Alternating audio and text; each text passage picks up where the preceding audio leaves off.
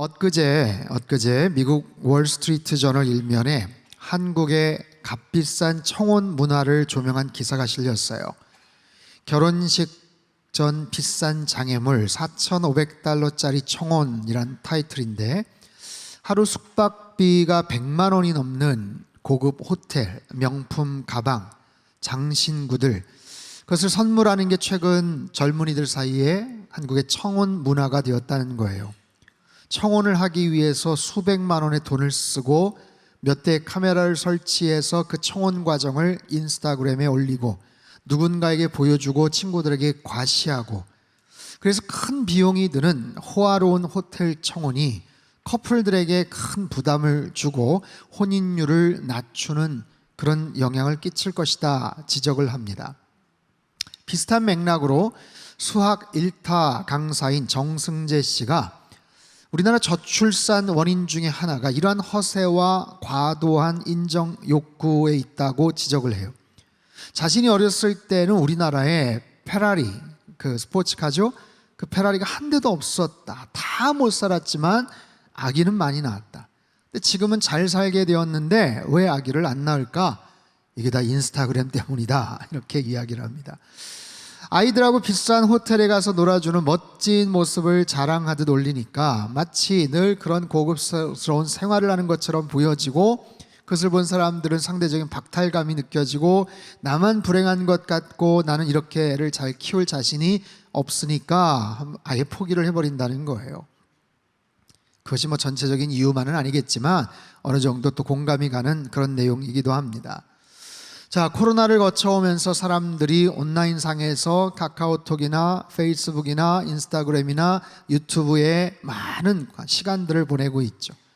그곳에다 자신의 글을 올리고 또 사진을 띄우고 근사한 모습들을 올립니다. 그래서 사람들의 관심, 좋아요, 댓글들이 달리게 되죠. 그래서 사람들이 좋아요를 누르거나 댓글들을 달고 공유를 해주고 조회수가 올라가면 기분이 좋은 거예요. 뭔가 보상을 받는 듯한 그런 심리가 작동을 합니다. 그 과정 속에서 묘한 희열을 느끼고, 그래서 수시로 설정해 놓은 알림 소리가 나면 다른 일을 하다가도 습관적으로 들여다보죠. 아예 중독성 있는 그런 모습처럼 그냥 살아가는 거예요.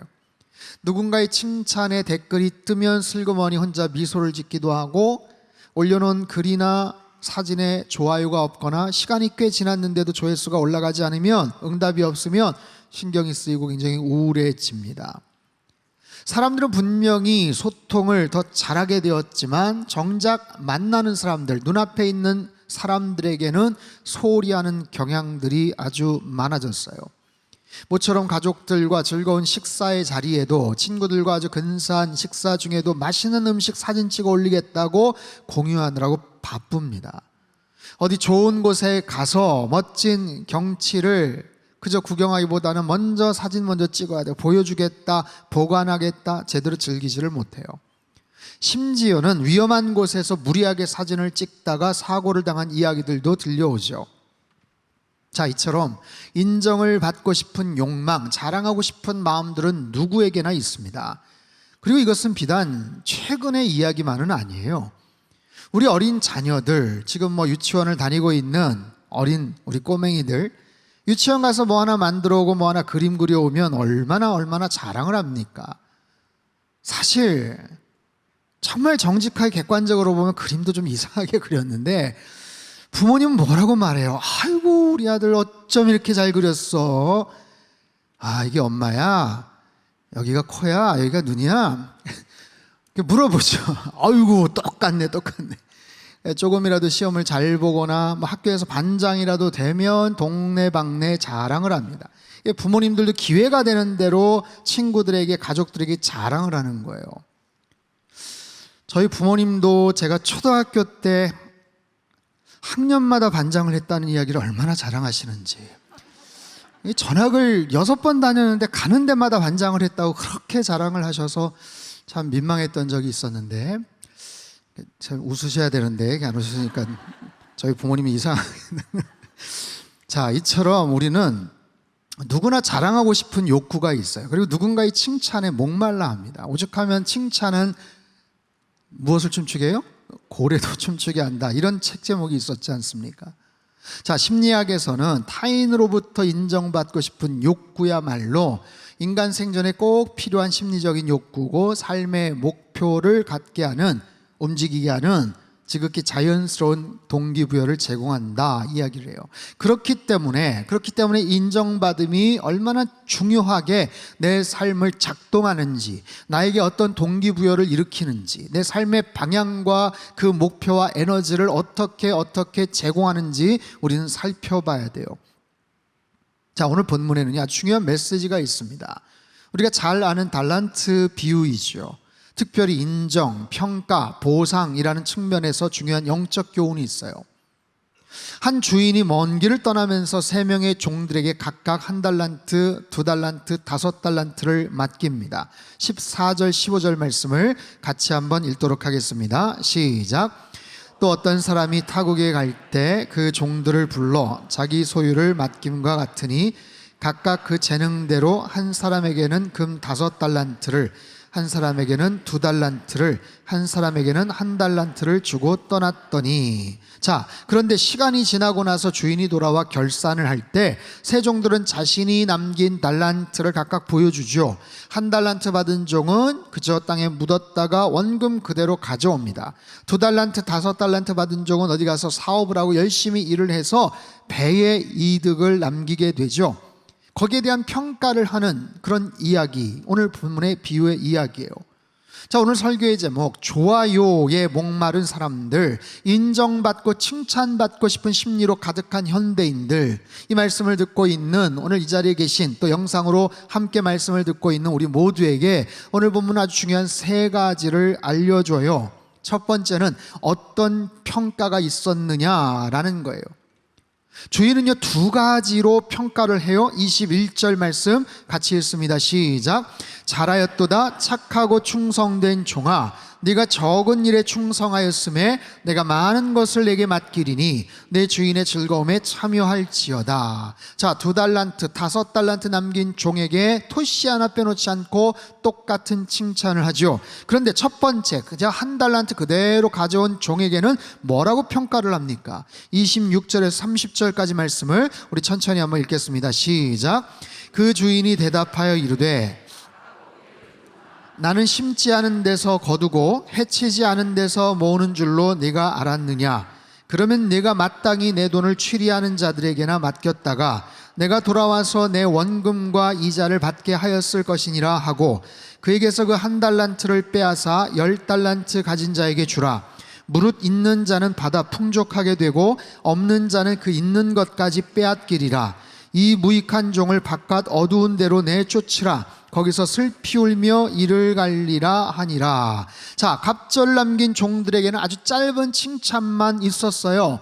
토시 하나도 틀리지 않습니다. 반면에 1달란트를 그대로 가져온 종에게는요 정말 무섭도록 혹독한 평가를 하죠.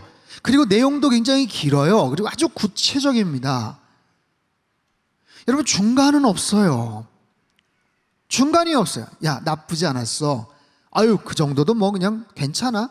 어정쩡한 평가는 없습니다. 짧을지언정 아주 분명하고 그 다음을 기대할 수 있는 기분 좋은 평가가 있었고요, 또 아주 길고 구체적인 부정적인 아주 혹독한 평가 2가지만 있을 뿐이에요. 자, 무엇을 할 수 있는가? 인생에서 최종적으로 얻게 되는 결과, 그 평가는 2가지뿐이에요. 정말 잘했다와 정말 못했다예요. 합격과 불합격입니다. 거기에는요 조금만 기다려보자, 조금만 대기해보세요, 뭐 패자부활전 있을지도 몰라, 이런 게 없어요. 중간에 애매한 평가가 없습니다. 아주 명확하게 정말 잘했다, 정말 못했다입니다. 우리는 2가지를 다 알아야 돼요. 무슨 이유로 인해서 정말 잘했다고 평가를 하시는지, 반대로 무슨 이유로 인해서 그렇게 혹독한 평가를 하시는지, 특별히 그 1달란트를 그대로 가져온 종에게 왜 주인은 그토록 혹독한 평가를 내렸을까? 돈이 많고 적고의 문제가 아니에요. 손해를 봤냐 아니냐의 문제가 아니에요. 이미 주인은 7달란트의 큰 이득을 남겼어요. 이득을 봤다고요. 손해본 것도 없어요. 원금 그대로 얻었잖아요. 그런데도 주인이 왜 그토록 화를 내고 있는가? 그 이유를 정확하게 알아야 돼요. 그 이유는 뭔가? 그 1달란트 받은 종은 주인을 위해서 한 것이 아무것도 없다는 거예요. 아무것도 없었어요. 1달란트 받았다고 불평도 없었어요. 나만 왜 저거 차별하는 거 아니야? 기분 나빠. 이런 이야기도 없었어요. 그냥 아무런 관심이 없었어요. 그저 받은 것 땅에 묻었다가 시간 되니까 그냥 갖다 줬을 뿐입니다. 주인을 위해서 한 것이 아무것도 없었다고요. 여러분, 성경은 그가 한 것이 무엇인지 침묵합니다. 다른 종들이 열심히 사업을 하고 열심히 2달란트, 5달란트를 배를 남겨오는 동안 이 친구도 뭔가를 했겠죠. 꽤 오랜 시간 동안 나름대로 뭔가를 바쁘게 분주하게 살았겠죠. 그러나 어떤 훌륭한 일을 했는지, 얼마나 자기만을 위해서 어떤 대단히 훌륭하고 바쁘고 분주하게 시간을 보냈는지 하나도 중요하지 않더라고요. 주인을 위해서 한 것이 아무것도 없었기 때문입니다. 자신에게 기회를 주고 시간을 주고 달란트를 맡겨준 주인에게 아무것도 하지 않았을 때 그 주인은 굉장히 혹독하고 무섭게 돌변을 합니다. 사랑하는 성도 여러분, 우리도 언젠가는 이런 평가를 받게 돼요. 칭찬을 받든지 책망을 받든지입니다. 중간은 없어요. 자, 여러분은 어떤 평가를 받으실 것 같습니까? 어떤 평가를 받아야만 할까요?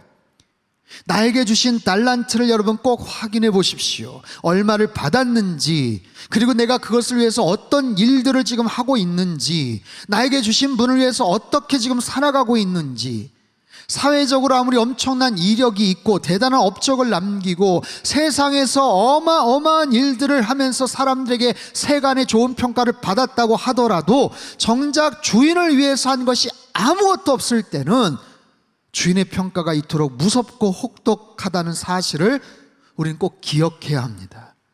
악하고 게으른 종이라는 무서운 평가를 받지 않도록 착하고 충성된 종이라는 가장 멋진 칭찬을 받으시는 저와 여러분의 삶이 되시기를 주님의 이름으로 축원합니다. 자, 두 번째는요, 누가 우리를 평가하는가입니다. 누가 우리를 평가하는가.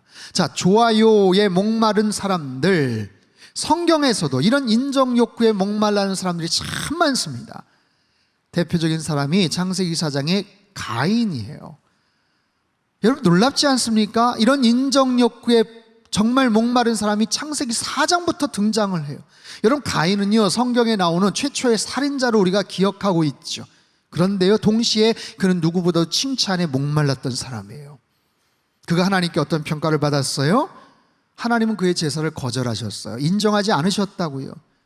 제사 드리는 그의 마음이 뭔가 잘못되어 있었기 때문이에요. 그래서 아벨의 제물은 받으셨지만 가인과 그의 제물은 받지 않으셨어요. 그러자 가인은 몹시 분노했고 안색이 변하여 하나님께 화를 내었고, 그 분노와 화를 참지 못해서 동생 아벨을 돌을 들어서 죽이게 됩니다.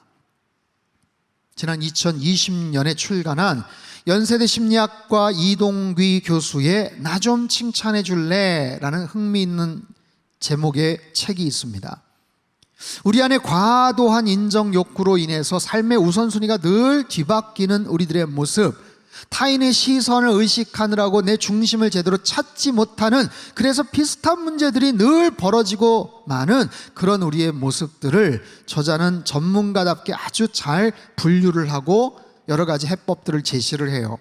그 중에 몇 가지 사람들, 과도한 인정 욕구를 몇 가지 타입으로 설명을 합니다. 착한 아이 증후군형, 이것은 남들이 좋게 봐줘야 존재감이 느껴지는 타입이에요. 타인의 칭찬과 인정으로 자신의 존재 가치를 확인하는 유형이죠. 애착 불안형, 끊임없는 관심이 필요한 그런 타입입니다. 그리고 친밀한 관계일수록 더 많은 애착이 있고 더 많은 인정을 받고자 하는 더 큰 기대감을 갖고 있는 그런 유형이에요. 완벽주의형도 있어요. 모든 일을 완벽해야 마음이 풀리는 그런 유형이죠. 완벽을 넘어서 실수를 용납하지 않는, 언제나 높은 기준과 목표를 갖고 자기 자신을 아니면 타인을 압박하거나 스트레스를 주는 그런 타입입니다.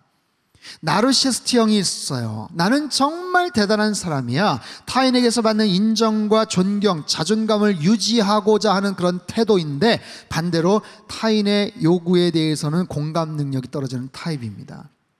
여러분 어떤 유형에 속하십니까? 가인의 이야기를 묵상하면서 가인의 모습을 가만히 보니까 이 네 가지가 골고루 다 섞여져 있더라고요.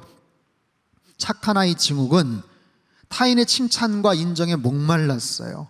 애착 불안형, 나름 하나님과 가깝다고 생각을 했었는데 그러다 보니 더 인정받고 싶은 강렬한 욕구가 있었죠.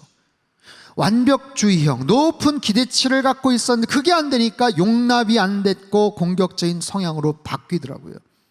나르시스트형, 자신에 대한 과도한 기대치, 내 제사가 얼마나 완벽한데, 내가 재물을 얼마나 정말 퍼펙트하게 만들었는데, 아니 내 것을 하나님께서 거부하셔? 그래서 하나님께 화를 내고 동생을 향해 그 분노가 결국 폭발하게 되지요. 자, 이처럼 과도한 인정 욕구들, 칭찬에 대한 목마름들, 이것이 오늘 우리의 삶 속에서 참 많이 나타납니다. 더 많은 사람들이 나를 인정해 주기를 바라고, 더 많은 사람들이 좋아요에 표시를 하고 댓글을 달아주기를 원하는 그런 마음들, 심지어는 유명인들, 잘하는 셀럽들이 자신의 사진이나 일상에 좋아요를 누르거나 하트 표시를 하거나 댓글 달아주면 이건 난리가 납니다. 난리가 나요. 세상에 아무개가 내 인스타에 들어와서 나에게 표시를 했어, 하트 표시를 했어, 댓글 달아줬어. 여러분 사실 수많은 사람들의 인정과 칭찬과 여러 가지 얽혀져 있는 관계들이 섞여져 있지만, 이 땅에서 아무리 많은 사람들에게 칭찬을 받는다고 하더라도, 수많은 좋아요의 표시가 있다고 하더라도 가장 중요한 좋아요 누구에게 받아야 될까요? 하나님 한 분에게 받아야 되는 거예요. 하나님께서 나를 어떻게 평가하시는가, 사실 이것이 가장 중요한 그런 이슈예요. 세상 사람들보다도 하나님이 나를 어떻게 바라보실까, 하나님이 나를 어떻게 평가하실까, 그분의 인정과 칭찬이 가장 중요한 거예요. C.S. 루이스의 영광의 무게라는 책이 있습니다.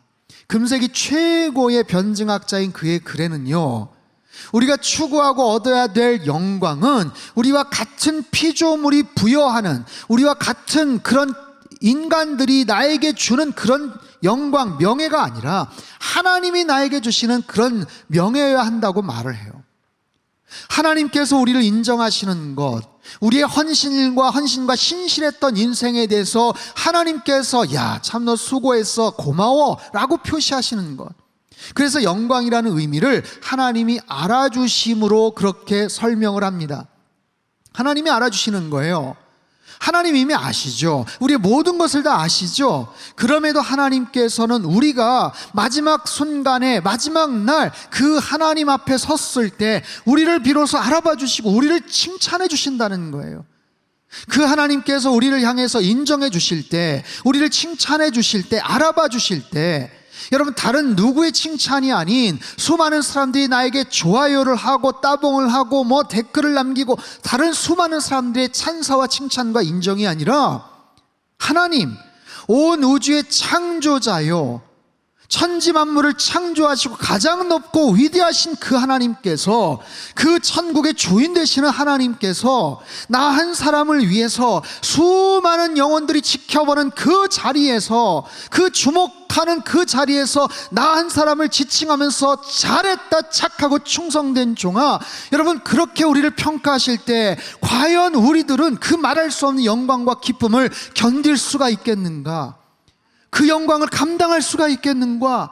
그 영광의 무게를, 그 황공함을 과연 감당할 수가 있겠는가?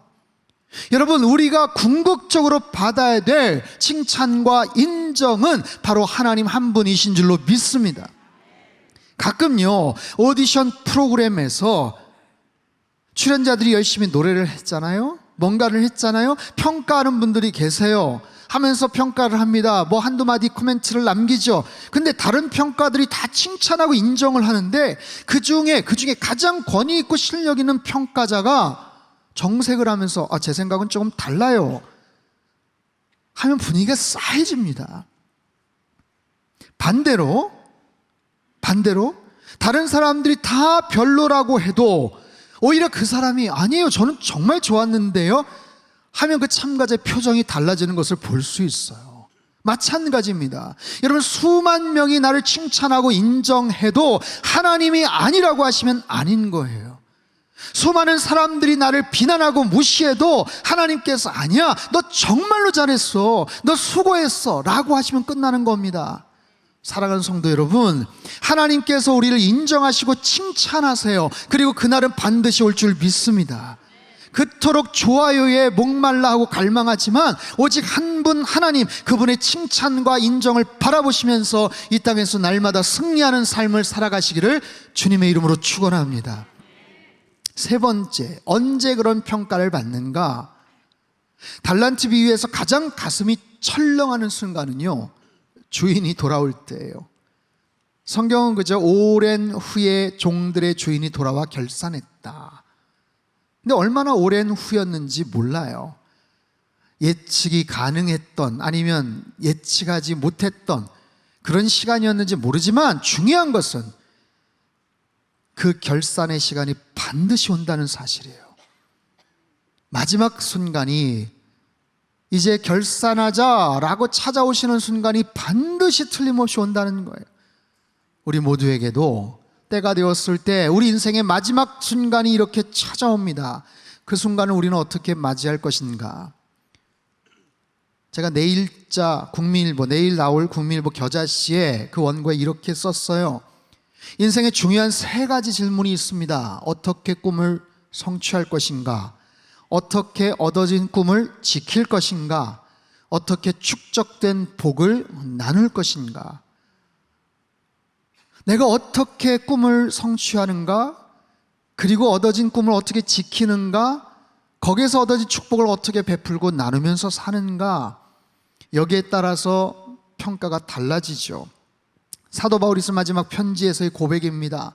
나는 선한 싸움을 싸우고 나의 달려갈 길을 마치고 믿음을 지켰으니 이제 후로 나를 위하여 의의 면류관이 예비되었으므로 선한 목표를 향해 열심히 달려나가시고 끝까지 믿음을 잘 지키십시오. 얻어진 축복을 베풀고 나누며 살아가십시오. 그럴 때 우리에게 주시는 생명과 의의 면류관이 기다리고 있을 겁니다. 그렇게 원고를 썼어요. 여러분, 그렇습니다. 누구에게나 마지막 순간이 오죠. 그리고 그 순간에 받는 평가는 제각각입니다. 마지막에 받는 영광의 면류관이 있어요. 그때가 언제인지 모르지만 결국 그 순간은 찾아옵니다. 지난주 제가 2부 예배 마치고 사무실로 왔는데 핸드폰에 문자가 찍혀 있었어요. 저희 큰 처제에게서 온 문자인데 아버님이 심정지가 와서 응급실로 이동 중에 있습니다. 기도해 주세요. 급하게 전화를 했더니 이미 30여 분 동안 심장이 멈춰져서 이제는 종료해야 될 것 같다는 의사 선생님이 평가해요. 제 아내는 옆에서 금방 그냥 통곡하고 오열을 했고 어찌할 바를 알지 못했어요. 결국 장인께서는 주일 오전 88세 일기로 하나님의 부르심을 받았습니다. 그 이야기를 듣고 지난주 3부 예배에 올라와서 설교를 했죠. 작년에 코로나 이후 몸이 안 좋아지셨고요. 1년간 요양병원에 계시다가 얼마 전부터는 산소줄로 호흡을 하셨어요. 저희 아버님은 익산, 전북 익산에 117년 된 고현교회 초대 장로셨던 오덕근 장로의 손주셨습니다. 이 오덕근 장로라는 분은요, 한국교회에서 한 페이지에 등장하시는 분인데 3.1 운동 이후에 그의 어머님과 함께 재산 일부를 정리해 백동학교를 설립하셨고 호남 지역의 많은 교회들의 모체가 되는 역할을 합니다. 그분의 아드님, 저희 아버님의 아버지시죠. 그러니까 오성환 장로님은 익산 북일교회를 설립하셨어요. 그렇게 4대째 이어지는 장로님 목회자 가정으로서 저희 장인께서는 한 교회 30년간 목회를 하시며 믿음의 여정을 다 마치셨고 마지막에는 시신기증까지 하셨습니다. 통합 측 서북노회 송죽교회 원로 목사셨고 노회장도 하셔서 교회에서 또 노회에서 많이들 도와주셨어요. 저희 처남도 목회자고 제 처제도 목회자 며느리여서 여러 교회들이 조문을 해주셨고 함께 위로해 주셨습니다. 아버님 친척분들, 가까운 친지들, 가족들, 이제는 6대째 이어지는 믿음의 유산 속에서 가족들끼리 마지막 순간 천국 소망을 바라보며 기쁨으로 이런 사진도 남겼어요. 한번 띄워주시죠. 저희 직계 가족이고요. 그 다음 우리 친척분들과 같이 소나트까지 하면서 영정사진 뒤에서 있는데 이럴 수 있을까 싶은데 천국에 대한 소망을 갖고 부활에 대한 확신을 갖고 있는 유족들이 모여 있으니까 이게 가능하더라고요. 우리에게 있는 부활의 소망이 얼마나 강력한지 몰라요. 모든 슬픔과 절망과 죽음과 통곡이 스며들지 못하는 아주 강력한 생명의 능력이 있더라고요. 주일 저녁부터 월요일에 상당히 많은 성도님들이 오셔서 큰 위로를 해주셨어요. 함께 예배드리는 중에 원로 목사님께서 귀한 말씀으로 위로와 힘을 더해 주셨고요, 천국에서 하나님께 상급받고 칭찬받으실 거라며 잘하였도다 착하고 충성된 종아, 이 말씀도 언급해 주셨죠. 저희 장인께서는 큰 대형교회 목회를 하신 것도 아니고 방송 출연이나 책을 쓰시면서 엄청난 이력을 남기신 유명 목회자도 아니셨어요. 하지만 가까이서 제가 지켜본 바에 의하면 누구보다도 진실하게 묵묵하게 한 영혼을 소중히 여기시면서 참 귀하게 목회하셨던 그런 어르신이에요.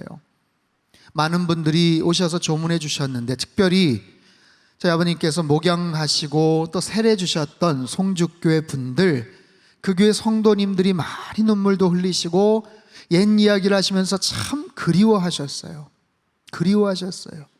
오로지 주님만을 위해 헌신하시고 마지막 시신까지도 남김없이 기증하셨던 분이시죠. 시신 기증인 유언서에 이런 글귀가 있었습니다. 나는 훌륭한 의사를 길러내는 교육기관에 내 몸을 바치려고 합니다. 나의 몸을 시체 해부 및 보존법의 규정에 따라 해부하고 보존하는 것을 승낙합니다. 내 한 몸이 우리나라 의학교육과 학술 연구의 밑거름이 되어 좋은 의사 양성에 도움이 되기를 바라며 나아가 우리나라 의학 발전과 국민 복지 향상에 이바지할 수 있기를 바랍니다. 이 유언서는 나 스스로의 신념에 의하여 작성되었으며 어느 누구에 의해서도 내 뜻이 저지될 수 없다는 것을 엄숙히 밝힙니다. 자녀들 입장에서는 시신 기증을 한다는 게 참 좀 쉽지가 않더라고요. 그래서 다시 번복할 수 없나 했지만 정말 이 엄숙한 이 선언과 이 고백에 의해서 기쁨으로 마지막을 보내드렸어요. 많은 것을 느꼈습니다. 우리의 모든 것들은 결국 흙으로 돌아가요. 내가 자랑할 것이 하나도 남지를 않더라고요. 내가 받아왔던 모든 칭찬과 인정이 하나도 중요하지 않아요. 대신 우리가 받아야 될 가장 중요한 칭찬, 단 한 분만의 칭찬이 기다리고 있을 뿐이에요. 우리의 주인 되시고 우리의 생사를 주관하시고 온 세상의 통치자의 천국의 주인 되시는 그분께서 우리를 평가하세요. 사랑하는 아들아, 사랑하는 딸아, 너의 믿음을 지키느라 참 수고 많았어. 너 참 힘들었지. 너 고생 많았지. 열심히 살아줘서 고마워. 잘했다. 착하고 충성된 종아. 이 땅에서 엄청난 일들을 남겼기 때문에 더 큰 칭찬을 하고 그렇지 않은 게 아니에요. 1달란트든 2달란트든 5달란트든 아니 50달란트를 남겼어도 똑같은 칭찬을 하셨을 겁니다. 사랑하는 성도 여러분, 우리에게도 언젠가 그 순간이 와요. 나와 결산하자. 마지막 때가 분명히 옵니다. 여러분, 너무 사람들의 칭찬에 목말라 하지 마십시오. 사람들의 인정과 칭찬에 매달리지 마세요. 오직 하나님께서 주실 그 영광스러운 칭찬을 바라보면서 여러분 살아가십시오. 잘했다, 착하고 충성된 종아, 수고 많았어. 수많은 영혼들이 지켜보는 가운데서 나를 콕 집어서 지목하시면서 너 참 수고 많았어. 여러분, 그 영광스러운 것을 감당할 수가 있겠습니까? 그 날을 생각하면서 나에게 주신 삶의 기회가 얼마가 될지 여러분 계산해 보십시오. 나에게 주신 달란트가 얼마가 될지 여러분 따져 보십시오. 그리고 나에게 주신 그 영광의 주인에게 내가 지금 어떤 모습으로 헌신하며 살고 있을지 그 평가는 분명히 잘했다와 아주 못했다 냉혹하게 갈라져요. 여러분 그 사실을 분명하게 기억하시고 남은 평생 나에게 주실 영광스러운 그 칭찬, 잘하였도다 착하고 충성된 종아, 이 평가, 이 칭찬을 기대하시며 날마다 승리하며 살아가시기를 주님의 이름으로 축원합니다. 하나님 아버지, 언젠가는 주님께서 우리를 부르실 때가 올 터인데, 나와 결산하자라고 말씀하실 때가 올 텐데, 우리가 받은 달란트는 얼마이고 나는 그것을 위해서 무엇을 하고 있는지 다시 한번 생각하게 하여 주십시오.